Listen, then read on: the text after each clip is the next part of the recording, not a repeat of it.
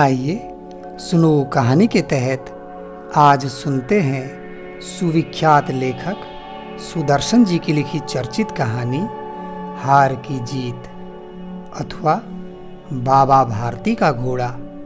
वाचन स्वर से निलय। माँ को अपने बेटे और किसान को अपने लहलाते खेत देखकर जो आनंद आता है वही आनंद बाबा भारती को अपना घोड़ा देखकर आता था। भगवत भजन से जो समय बचता वह घोड़े को अर्पण हो जाता। वह घोड़ा बड़ा सुंदर था, बड़ा बलवान। उसके जोड़ का घोड़ा सारे इलाके में न था। बाबा भारती उसे सुल्तान कह पुकारते, अपने हाथ से खरहरा करते, खुद दाना खिलाते और देख देख कर प्रसन्न होते थे।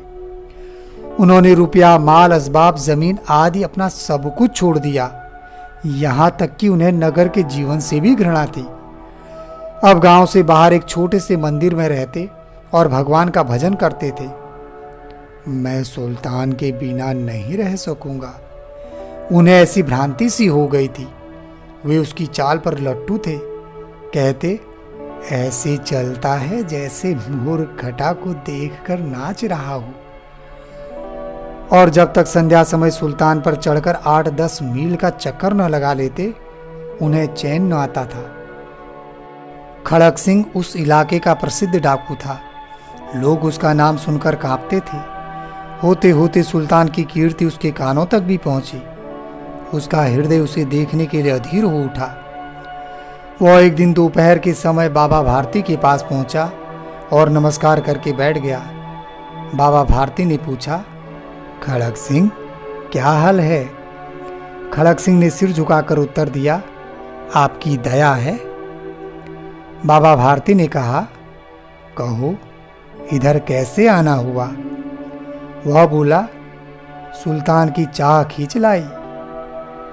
बाबा भारती ने मुस्कुराते हुए कहा, बड़ा विचित्र जानवर है, देखोगे तो प्रसन्न हो जाओगे। खड़क सिंह भी मुस्कुराया, बोला, मैंने भी बड़ी प्रशंसा सुनी है गुरुवर। बाबा भारती पुनः मुस्कुराते हुए बोले, उसकी चाल तुम्हारा मन मोह लेगी खड़क सिंह। वाह, क्या कहना गुरुवर। सुना है जो उसे एक बार देख लेता है उसके हृदय पर उसकी छवि अंकित हो जाती है। बहुत दिनों से अभिलाषा थी, आज उपस्थित हो सका हूं। बाबा भारती और खड़क सिंह अस्तबल में पहुंचे। बाबा ने घोड़ा बड़े अभिमान से दिखाया। खड़क सिंह आश्चर्यचकित हो उठा। उसने सैकड़ों घोड़े देखे थे, परंतु ऐसा बांका घोड़ा उसकी आंखों से कभी न गुजरा था। सोचने लगा, भाग्य की बात है, ऐसा घोड़ा खड़क सिंह के पास होना चाहिए था। इस साधु को ऐसी चीजों से क्या लाभ? कुछ देर तक आश्चर्य से वह चुपचाप खड़ा रहा। इसके पश्चात उसके हृदय में हलचल होने लगी। बालकों की सी अधीरता से बोला, परंतु बाबा जी, इसकी चाल न देखी तो क्या? उसके मुख से ऐसा सुनकर बाबा का हृदय अधीर हो गया। घोड़े को खोलकर वो बाहर आ गए। घोड़ा वायु वेग से उड़ने लगा। उसकी चाल को देखकर खड़क सिंह के हृदय पर सांप लौट गया। वह डाकू था और जो वस्तु उसे पसंद आ जाए उस पर वह अपना अधिकार समझता था। उसके पास बाहुबल था और आदमी भी। जाते जाते उसने कहा, बाबा जी, मैं अब यह घोड़ा आपके पास न रहने दूंगा। बाबा भारती डर गए। अब उन्हें रात को नींद न आती। सारी रातें अस्तबल की रखवाली में कटने लगी। प्रतिक्षण उन्हें खड़क सिंह का भय सताने लगा। परंतु कई मास बीत गए और वह न आया। यहाँ तक कि बाबा भारती कुछ असावधान हो गए और इस भय को स्वप्न के भय की नाई मिथ्या समझने लगे। एक संध्या का समय था। बाबा भारती सुल्तान की पीठ पर सवार होकर घूमने जा रहे थे। इस समय उनकी आंखों में चमक थी और मुख पर प्रसन्नता। कभी घोड़े के शरीर को देखते, कभी उसके रंग को, और फूले न समाते थे। सहसा एक ओर से आवाज आई, ओ बाबा, इस कंगले की सुनते जाना। आवाज में करुणा थी। बाबा ने घोड़े को रोक लिया। देखा एक अपाहिज वृक्ष की छाया में पड़ा कराह रहा है। बोले, क्यों, तुम्हें क्या कष्ट है? अपाहिज ने हाथ जोड़कर कहा, बाबा, मैं दुखियारा हूँ, मुझ पर दया करो। रामवाला यहाँ से 3 मील है, मुझे वहाँ जाना है। घोड़े पर चढ़ा लो, परमात्मा भला करेगा। बाबा ने पूछा, वहाँ तुम्हारा कौन है? वह बोला, दुर्गा दत्त वैद्य का नाम आपने सुना होगा, मैं उनका सौतेला भाई हूँ। बाबा भारती ने घोड़े से उतरकर अपाहिज को घोड़े पर सवार किया और स्वयं उसकी लगाम पकड़कर धीरे धीरे चलने लगे। सहसा उन्हें एक झटका सा लगा और लगाम हाथ से छूट गई। उनकी आश्चर्य का ठिकाना न रहा जब उन्होंने देखा कि अपाहिज घोड़े की पीठ पर तनकर बैठा है और घोड़े को दौड़ाए लिए जा रहा है। उनके मुख से भय, विस्मय और निराशा से मिली हुई चीख निकल गई। वह अपाहिज कोई और नहीं, डाकू खड़क सिंह था। बाबा भारती कुछ देर तक चुप रहे और कुछ समय पश्चात कुछ निश्चय करके पूरे बल से चिल्लाकर बोले, जरा ठहर जाओ। खड़क सिंह ने यह आवाज सुनकर घोड़ा रोक लिया और घोड़े की गर्दन पर प्यार से हाथ फेरते हुए कहा, बाबा जी, अब यह घोड़ा मैं न दूंगा।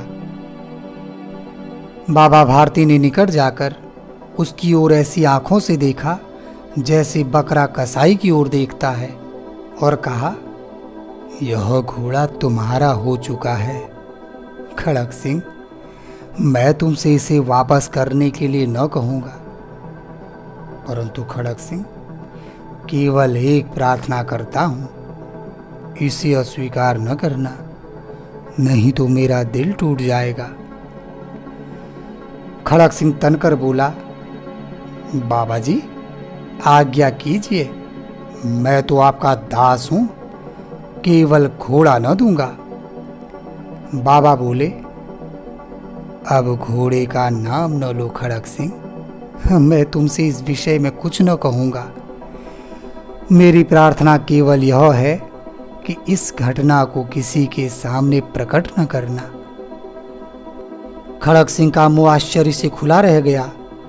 उसका विचार था कि उसे घोड़े को लेकर यहाँ से भागना पड़ेगा, परंतु बाबा भारती ने स्वयं उससे कहा कि इस घटना को किसी के सामने प्रकट न करना, इससे क्या प्रयोजन सिद्ध हो सकता है।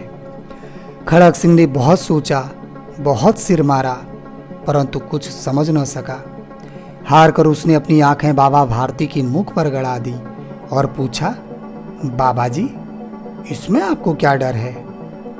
सुनकर बाबा भारती ने उत्तर दिया, लोगों को यदि इस घटना का पता चला तो वे दीन दुखियों पर विश्वास न करेंगे। यह कहते कहते उन्होंने सुल्तान की ओर से इस तरह मुंह मोड़ लिया जैसे उनका उससे कोई संबंध ही न रहा हो। बाबा भारती चले गए, परंतु उनके शब्द खड़क सिंह के कानों में उसी प्रकार गूंज रहे थे। वह सोचने लगा, कैसे ऊंचे विचार हैं, कैसा पवित्र भाव है। उन्हें इस घोड़े से बड़ा प्रेम था। इसे देखकर उनका मुख फूल की नाई खिल जाता था। कहते थे, इसके बिना मैं न रह सकूंगा खड़क सिंह। इस घोड़े की रखवाली में वे कई रात सोए नहीं, भजन भक्ति न कर रखवाली करते रहे, परंतु आज उनके मुख पर दुख की रेखा तक न दिखाई पड़ती थी। उन्हें केवल यह ख्याल था कि कहीं लोग दीन दुखियों पर विश्वास करना न छोड़ दे। खड़क सिंह, ऐसा मनुष्य मनुष्य नहीं देवता है।